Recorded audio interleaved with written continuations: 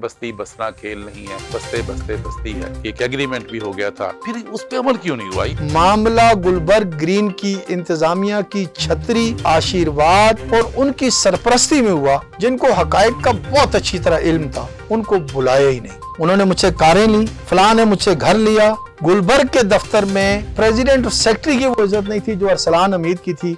Message आया कि मुझे ये कहा गया है कि तुम्हारे खानदान को उड़ा दिया जाएगा अगर 164 का बयान दिया। 10-12 मीटिंग्स हुई हैं, लेकिन वो यही मीटिंग थी, वक्त जाया करो, ये स्ट्रीट प्रोटेस्ट की तरफ ना जाए। हमें लॉलीपॉप दिया जाता है कि हम इन लोगों पे भरोसा करके सब चीजों को मतरूक कर देते हैं। आपने जब एहतजाज किया, प्रेस क्लब ऐलान था और बहुत बड़ा मुजाहरा होगा वहाँ पर, लेकिन वो देखने हम भी गए मगर तमाशा ना हुआ। अवाम जो है ना सर, फुटबॉल है। एक नया निजाम पता लगा, गुलबर्ग इंतजामिया मुर्दाबाद का नारा लगाएंगे, आप इस मुल्क के गद्दार हैं।